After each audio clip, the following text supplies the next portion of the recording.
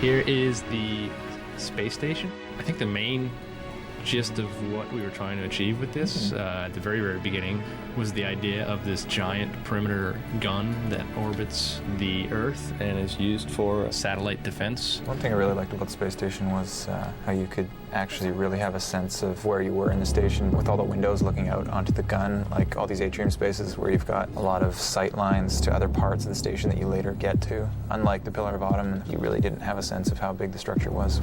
That leads us onto Old Mombasa. We had a lot of destruction present in this to really try to set the mood of the Earth being under attack. It was sort of an inspiration of what would an old ethnic neighborhood look like in the future. So a lot of stuff has been retrofitted with wires, and it was a nice way to transitions into the newer architecture, which you eventually get to after you play through the beach and the tunnels and all that.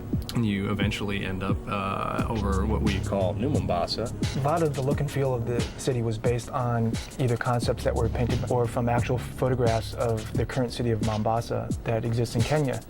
And so that's why it seems familiar. At the same time, we've tried to add as simply as possible signs of 500 years of human advance. It sort of still harkens to the arcology concept that Chris Lee was working on a long time ago for the E3. You'll see a lot of architecture here, like this large bridge. There's some highway sections, and then the new city. And the reason why the arcology was replaced is because it was such a massive structure that you really felt like you were just in a gray metal canyon and not in a living city nearly as much as the new level. So hopefully it was a change for the better.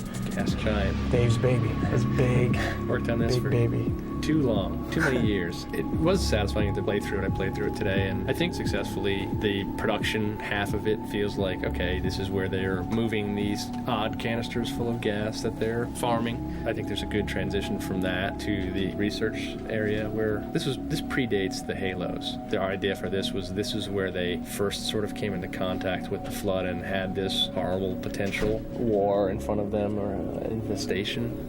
Okay, here we are, Sentinel Wall. This is where things start to cook up story-wise. This wall was built by the Forerunners to keep the flood quarantined into a specific area on Delta Halo. Even the exterior of the quarantine zone is supposed to reflect the barrenness and the lack of life that the Sentinels have been trying to instill in the area by starving it of light and energy and heat and all sorts of good things, and so that's why it's so cold. And we're now at High Charity. We definitely took a departure from the Covenant stuff that we did in Halo. We're able to squeeze the most out of the Xbox and actually do all the fancy curves and shiny surfaces that we had drawn out. We chose a different palette for colors. Yes, purple. A lot darker. Much darker purple than Much darker purple, desaturated. Mauve tones of Halo 1. We pulled off a much better organic feel to everything, which was really, really kind of neat. And so the lighting is going to be very dark and moody. So now we're looking at the Delta Halo. It's really cool. It has a lot of beautiful water shots.